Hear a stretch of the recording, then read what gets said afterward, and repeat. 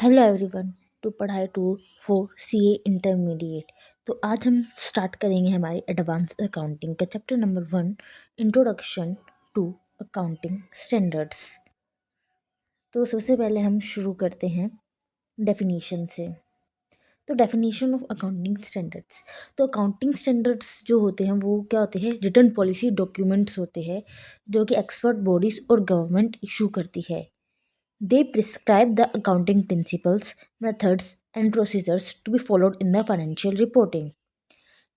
Accounting standards जो होते हैं ना, वो अकाउंटिंग प्रिंसिपल्स, मेथड्स और प्रोसीजर्स को है ना एक प्रिस्क्राइब फॉर्म में हमें शो कर देते हैं। मतलब कि बहुत ही कम फॉर्म में एक जगह पे हमें सारी चीज़ मिल जाती है।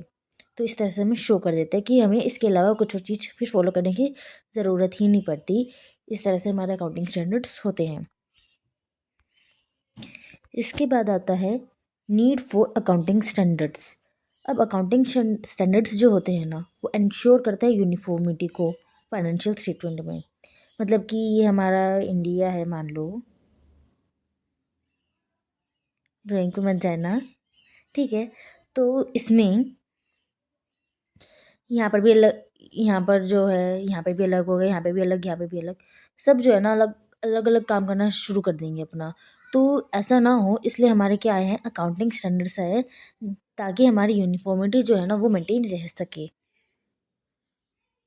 फिर फैसिलिटेट्स कंपैरेबिलिटी।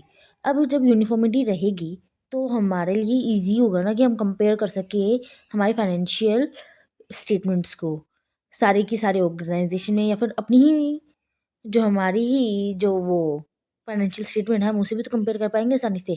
इंटर फर्म कंपैरिजन भी आसानी से हो पाएगा और इंटर फर्म कंपैरिजन भी आसानी से हो पाएगा।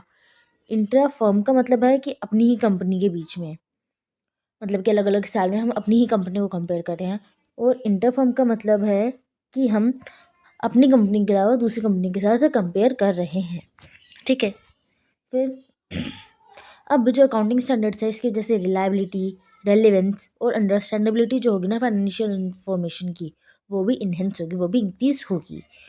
अब अगर हम अकाउंटिंग स्टैंडर्ड्स को फॉलो करेंगे तो मैनिपुलेशन कम होगी। मतलब कि हमारी अकाउंटिंग स्टैंडर्ड वो फाइनेंशियल स्टेटमेंट्स जो होती है उसमें हम कुछ चीज़ें गड़बड़ कर देते हैं, घोटालेबाजी कर देते हैं। तो अगर अकाउंटिंग स्टैंडर्ड्स फॉलो होंगे तो वो मैनिपुलेशन भी तो कम ही हो जाएगी ना अकाउंटिंग में।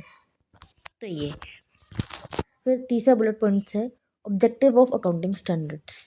अब ऑब्जेक्टिव क्या है अकाउंटिंग स्टैंडर्ड्स का? Standardise diverse accounting policies and practices. अब अकाउंटिंग स्टैंडर्ड्स में हम क्या करते हैं, हम स्टैंडर्डाइज कर देते हैं हमारी अकाउंटिंग पॉलिसीज और प्रैक्टिसेस को। प्रमोट करते हैं हम ट्रांसपेरेंसी को फाइनेंशियल रिपोर्टिंग में। बिल्ड करते हैं हमारे स्टेक होल्डर्स का कॉन्फिडेंस फाइनेंशियल स्टेटमेंट्स में। अब हमारा मैनिपुलेशन नहीं होगा तो हमारे जो स्टेक होल्डर्स होंगे, शेयर होल्डर्स होंगे, उनका कॉन्फिडेंस भी तो इंक्रीज होगा ना हमारे फाइनेंशियल स्टेटमेंट्स में। ये है।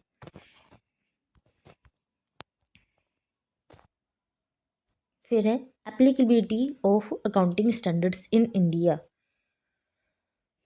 अब अकाउंटिंग स्टैंडर्ड्स जो है ना इससे ICAI इशू करती है, institutes of chartered accountant of India, यानी कि हमारा इंस्टीट्यूट।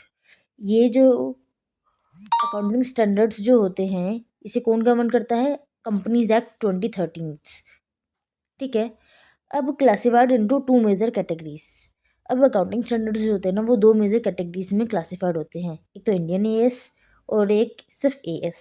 इंडियन AS जो है ना वो IFRS पे बेस्ड होता है, और AS जो होता है ना वो traditional standards applicable to small and, मतलब कि ये ट्रेडिशनल स्टैंडर्ड्स है जो कि स्मॉल और मीडियम साइज एंटिटीज़ जो है ना, यानी कि SMCs, इन पे एप्लीकेबल होता है। अब इन हमारा क्या था,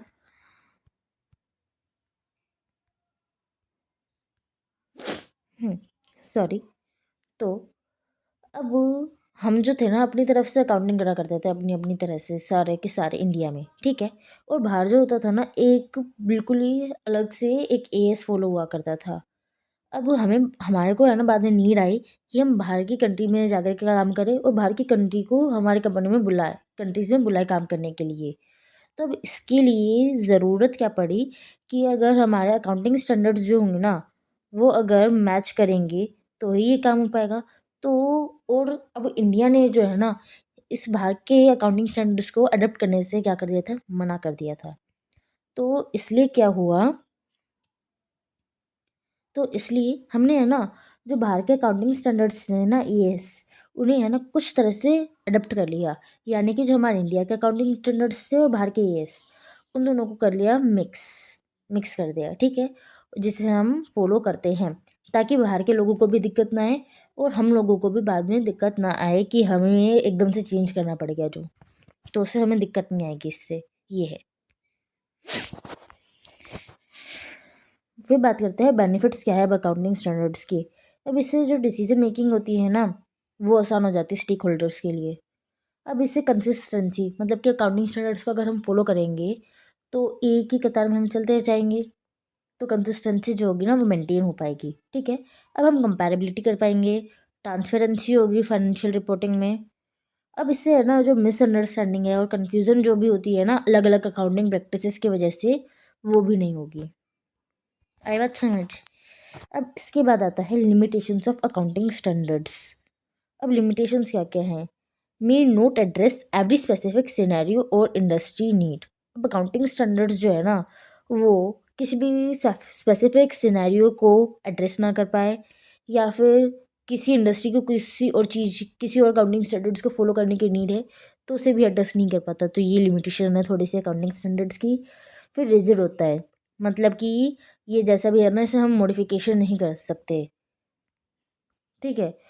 तो अब जो इसकी रिजिड एप्लीकेशन है इसकी वजह से इकोनॉमिक रियलिटी में हमें दिक्कत आती है, मतलब कि हमें ज़रूरत किसी चीज़ की है और ये रिजिड है इतना कि हम उसे फॉलो ही नहीं कर पा रहे।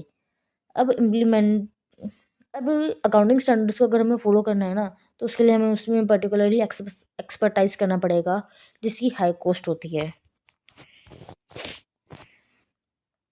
अब आता है standard setting process in India, जो है developed by ICAI in consultation with the national advisory committee on accounting standards. अब जो इंडिया में अकाउंटिंग स्टैंडर्ड्स को कौन ICAI सेट करता है, वो NACS की कंसल्टेशन के साथ, ठीक है। अब notified under the companies accounting standard rule 2006, और जो भी अकाउंटिंग स्टैंडर्ड्स हमने सेट कर दिया तो उसे हम नोटिफाई करेंगे कंपनीज अकाउंटिंग स्टैंडर्ड रूल 2006 में। अब इंटरनेशनल अकाउंटिंग स्टैंडर्ड्स फ्रेमवर्क क्या है, अब IFRS जो कि इशू कौन करता है, IASB, ठीक है। अब IFRS convergence aims to ensure global comparability of financial statement. अब IFRS के कन्वर्जेंस जो होती है ना वो क्या इंश्योर करती है, IFRS क्या इंश्योर करता है कि हमारी जो फाइनेंशियल स्टेटमेंट्स है ना इन्हें हम ग्लोबली कंपेरेबल बना सकें, ठीक है। अब बात करते हैं हम कि डिफरेंस क्या होता है AS और इंडियन AS में, इंड AS में, ठीक है।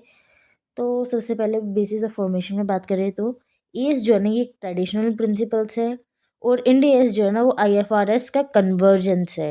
मतलब कि हमने जो ये हमारे AS जो थे ना इन्हीं को थोड़ा सा कन्वर्ट करके बना दिया है हमने इंड AS।